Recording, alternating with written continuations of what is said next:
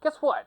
I saw the newest edition of the Agatha Christie's series with Kenneth Branagh, A Haunting in Venice.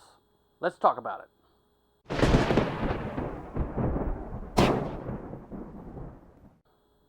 So you want to know if this movie is worth the watch.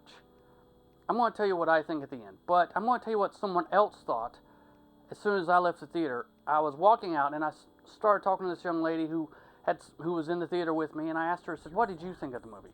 And she said, you know what, I really, really loved it. She loved it more than the other two movies in the series. And I'm thinking to myself, by the way, the other two movies in the series are Murder on the Orient Express and Death on the Nile. Both really good movies, although I can't say that about Death on the Nile because I didn't watch it. I didn't realize that it was a continuation of the remake of Murder on the Orient Express. Anyway, back to what I was saying about this young lady who watched it. Now, she loved this movie. She absolutely loved it. And it wasn't because of the actors or whatever. She loved it because she read the book. I didn't know it was... I didn't do my due diligence and do a research on it, but she loved the book by Agatha Christie, Halloween Party. Now, that book was published in 1969, and this movie is labeled a supernatural thriller. So, I went into this movie only knowing what I'd seen in the trailers and about the first movie that I did see, Murder on the Orient Express. Now, if you liked Knives Out or the other two movies that I just said, you're going to love this movie.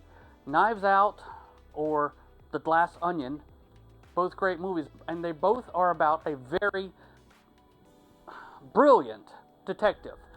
And it's someone who can see all the details that no one else can. And you know what? That is something that most people want to be able to say, oh, I can see that. And it's actually based on, other shows are based on this, like Monk, and what's that other show everyone wants me to watch? Psych. Because Psych, he's just basically a great observer and noticing everything around him. Basically the same kind of principle for these two detectives. Now, if I tell you anything, I'm going to ruin the movie. And I don't want to ruin the movie for you, because this movie, it's very, very good. It is very good. I myself, I was disappointed because I went in thinking it was going to be some kind of way. And I could not have been more wrong. But it doesn't matter what I think. It matters what you think. And that's why I was bringing up the part where I talked to the girl at the end of the movie when we walked out. And it brings me back to something I used to always tell my students. Everything that you like is on your own perspective and how you think something should be. The reason she loved this movie is because she was prepared and she knew and she was expecting this great thing. And she got it. That's what she wanted. I wasn't really prepared like I thought. But if you think about it, we're all fandom. Right now I'm talking about movie fandom, TV fandom, and we all have our own ways of doing the same thing. If you're watching a Star Wars show like Ahsoka or Obi-Wan, you already know the lore. You already know a certain way it's supposed to be. My friend Tim Howie, he loves this book series called A Wheel of Time. Now, according to him, this series did not transfer over to live action well at all. But if you hadn't watched that, or if you hadn't read the book, I had another friend that told me they loved the show. So it brings me back to saying it's all about perspective and how you want to see a certain thing.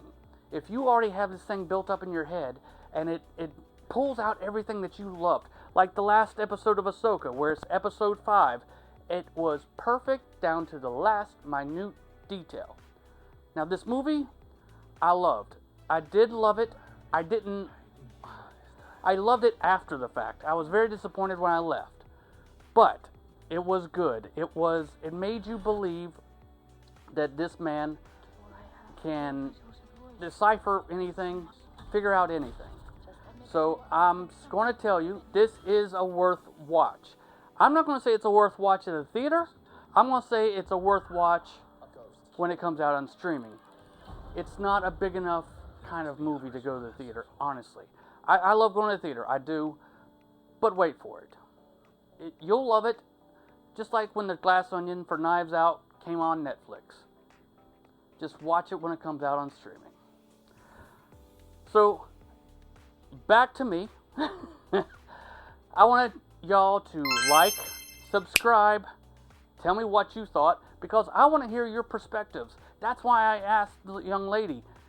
She had a totally different perspective than me. Tell me below in the comments what your thoughts are. Until next time, we'll see you then.